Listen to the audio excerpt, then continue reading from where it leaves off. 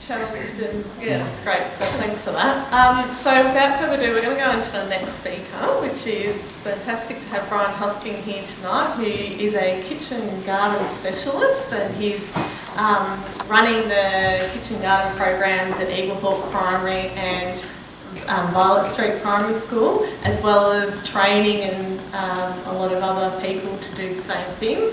And if there's anyone in Bendigo that's got a learning by doing approach and getting kids into the hands-on action learning, then I think Brian's the perfect person to talk about that. So thank you, Brian. I don't know whether I'm the perfect person to talk about. I'm going to start by telling a story. I was teaching a group of, I think they were grade 1, 2. About the 4. Well, that'd be entertaining for you, wouldn't it? It's okay. I'll manage. So where was I? Teaching a grade 1, or it was a grade 2, I can't remember, grade 1, 2 perhaps. And it was, to say the least, not going well, the class. I can't remember exactly what was going on, but not what should have been. So I sat them all down in a circle and I said, why do you think we're doing gardening? Why do you think we're doing this class? And they said, so we know how to grow food, so we know how to look after plants, so that we know how to care for the soil, so that right answers. Okay, I said, no, I'm thinking there's more than this. We're not just, that's not the thing I've got in my head. Can you think about it a little bit more? And the teacher turned to me and said, I thought that's why we did gardening class.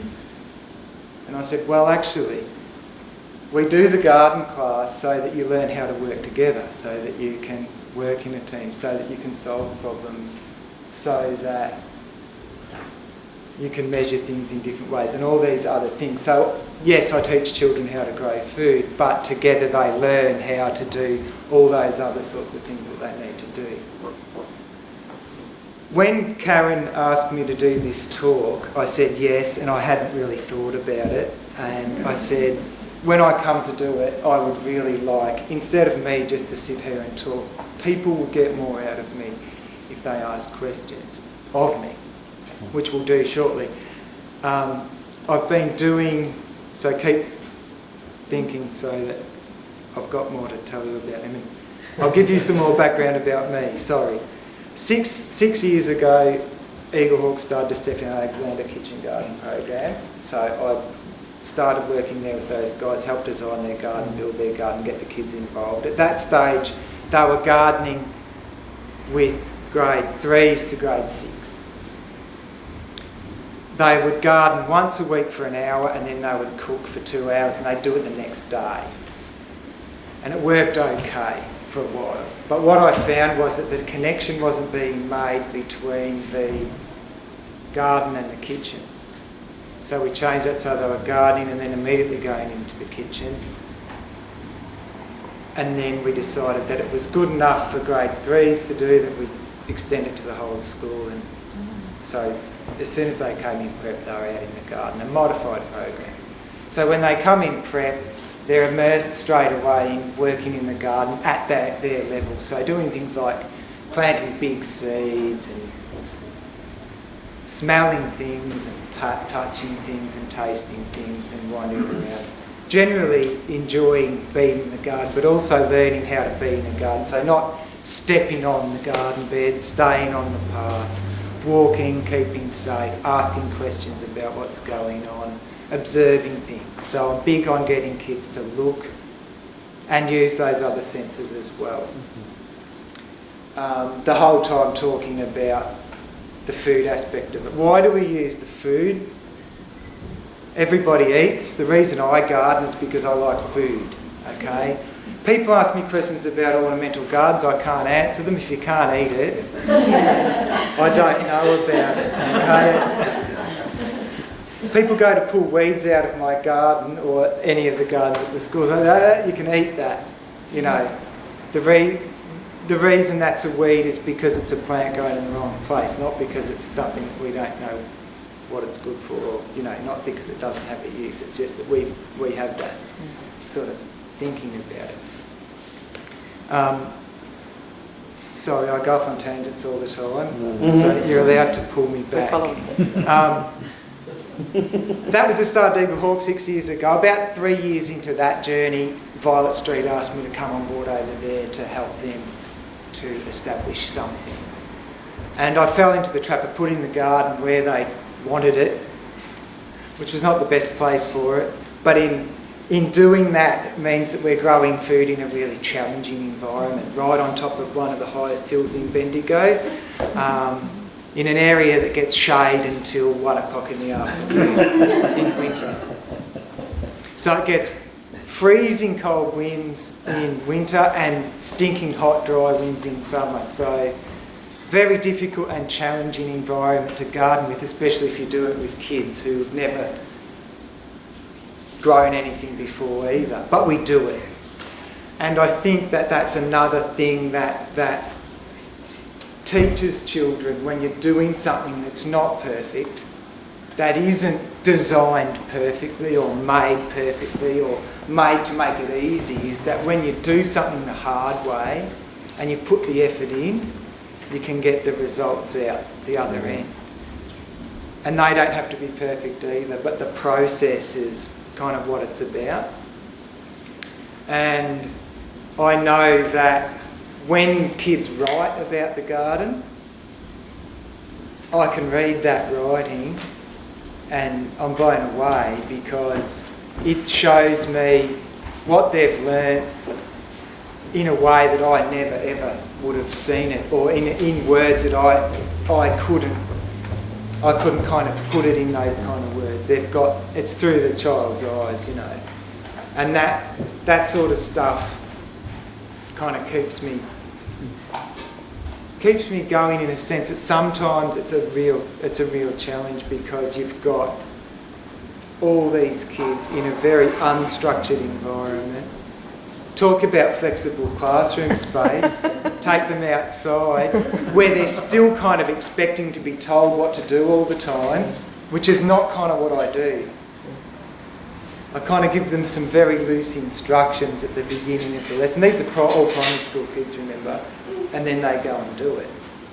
And they make mistakes, and they stuff it up, and then we fix the problem. So they learn by, not just by doing it, but by doing it wrong, or doing it a different way. Okay? So they feel it's bad to make a mistake often. They're really worried to make that mistake. But then we can kind of restore their confidence by, when they make that mistake, by demonstrating that, well, you didn't plant the plant deep enough. We're still here. The plant's not deep enough. We can fix it. We can make the hole deeper. We can put it in a bit further. You know, it's not the end of the world. Nothing's forever, sort of thing. There's always a way out of there. It was interesting what Scott was saying about kids that feel really safe at school, because in the schools that I work at, there's a lot of kids that are in that boat. And in the garden even more so. They're starting to connect to something that they can trust, you know, in a way that perhaps other people in their lives, they haven't been able to trust. So they come to school, they go into the garden, and they're in another world. But they're not in another world like they're playing a computer game. They're in another world and that's the real world that they're in. They're putting their hands in the soil, or they're digging for worms in the compost, and they're learning about what those processes are that are going on in the garden, and they're doing it themselves. They're not. I can't make anybody do anything. And I say this to kids all the time. This person's doing the wrong thing. This person's doing it. I can't change what they're doing. The only person's behaviour that I can alter is my own. And that's the same for you. And we all know that. But most adults know that, not all of them.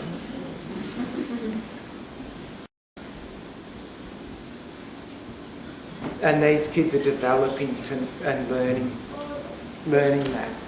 And in the garden that can help too, because in the classroom they're learning in a totally different way, and the teachers always say to me, "Oh, I don't know how you do it. You know, how do you manage preps with secateurs or, you know, pitchforks?" The teachers freak out. They think they're going to cut their fingers off or stab someone else with a tool.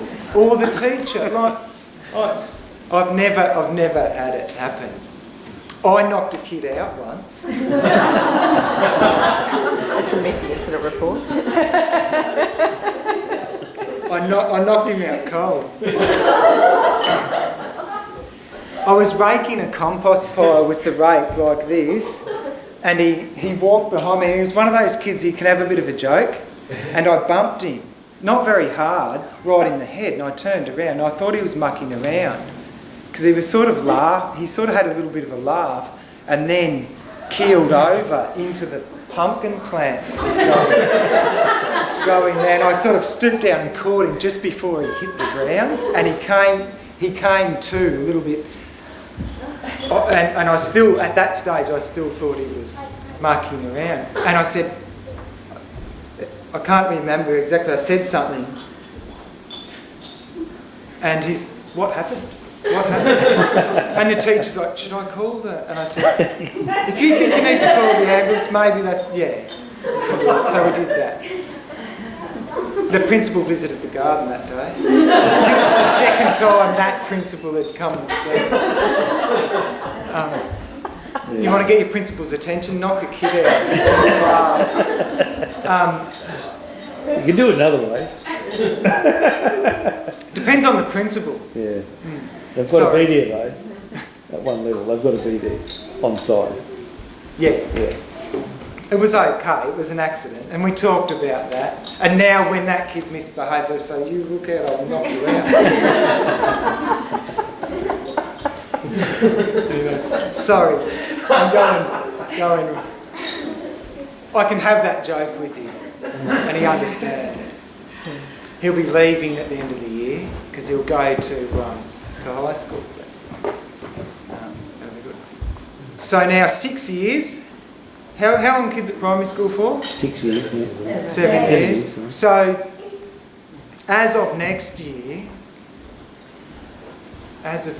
no.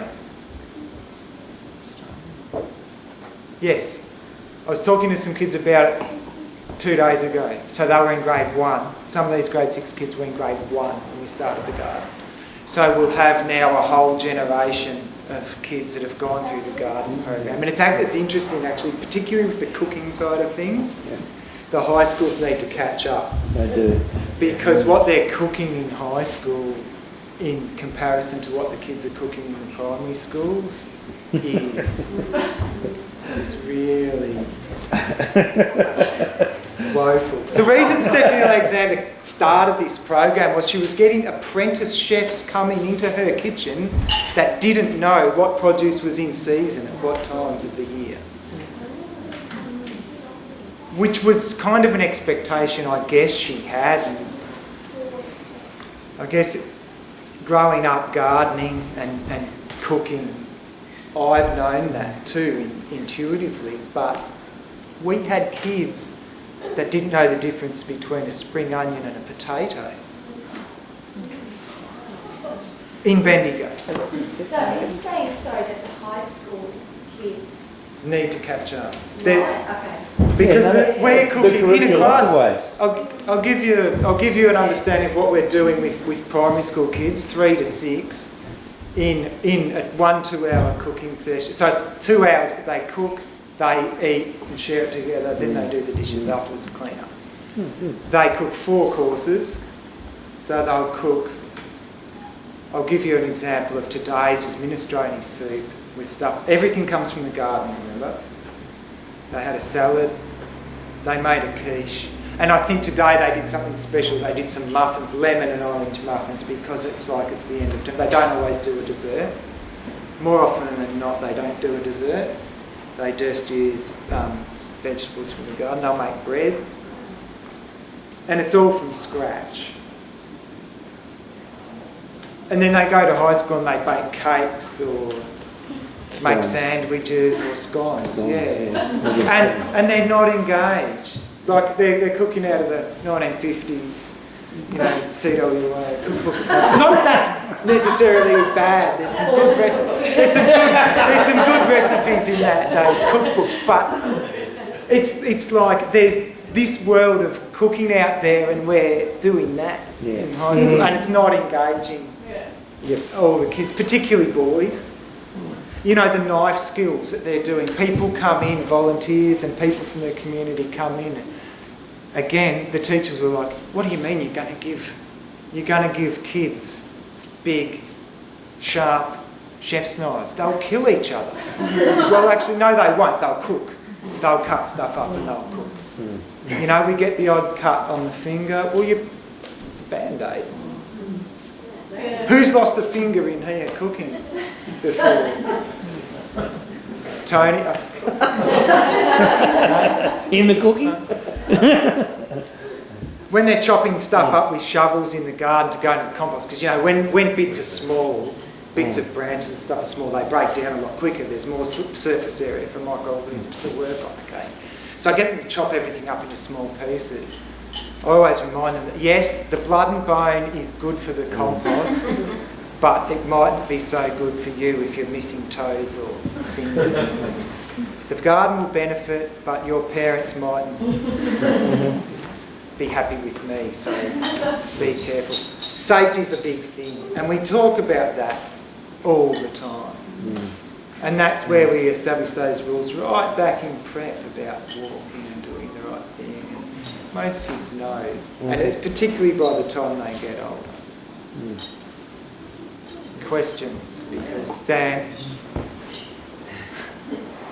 Early on, Yes. and I'm just trying to start working with teenagers, so the same for starting working with 6-year-olds. Like, when you initially plan your classes, you're like, 20 people in the garden, you get this and this done.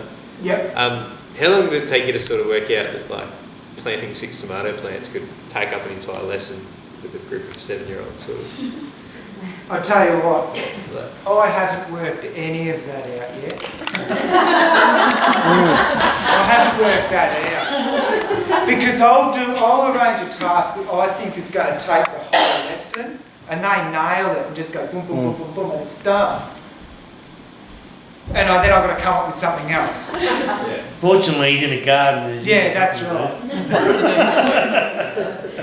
I wing everything, as you may have noticed. On the other hand, I'll plan something that I think they'll get done in 5 minutes, and 3 weeks later, we're still working to get that done. So I just can't pick it. I don't know whether I'm dumb or I just... They are engaged at a totally different level to what I am in the garden. They are seeing it in a completely different light. And I've got to keep reminding myself of that all the time. I bought trees the other week for violets. I thought, right, we'll plant these this afternoon. I'm still planting them. Because I said, right, when we buy a tree, we want to dig a $30 hole to put this $2 tree in. I said, what does that mean to you kids? What does that mean to you? What does that mean to you guys? A $30 hole and a $2 plant. Big hole. Fancy holes. And he's on top of the hill in Bendigo. What's more important, the size of the tree you're planting or the preparation of the soil? Yeah. So that's what I'm getting across to them. So then they're going, hey Brian, have I dug a $30 hole? And I'm looking at it and say, well, I don't know. What do you think? No, okay. I'll dig the hole a bit more. Hey, have I dug a $30 hole? What do you think? And the one next will go, no.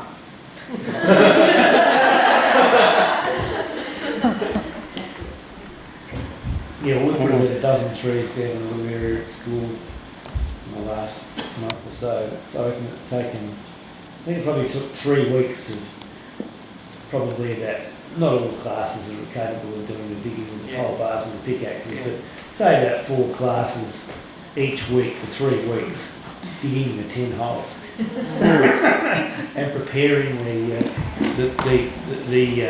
enclosures that you need to put around the trees if you want them to survive beyond a week in a school ground, in a school situation. Lucky we moved on, they'd be stuck with that 11-year-old goal, isn't it? Some of them wear out really quick. Some of them will just go for the whole lesson. Yeah. It's interesting. Because some of the ones that you think would go for the whole lesson, they wear out really quick. Yeah. And the ones that you think, well, you get to know after, obviously a few lessons. Yeah, well, I guess in the situation we're in at Cancun is that we don't have the luxury of having the kids for an hour. We only actually have them for half an hour.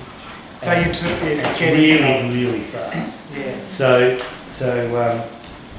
and at the moment, it's Greg and I, one of the teachers, who may be a student teacher with the class. And depending on the involvement of the teacher and the student teacher, sometimes it's just me and Greg. Sometimes if he's called away, it's one or one or the other.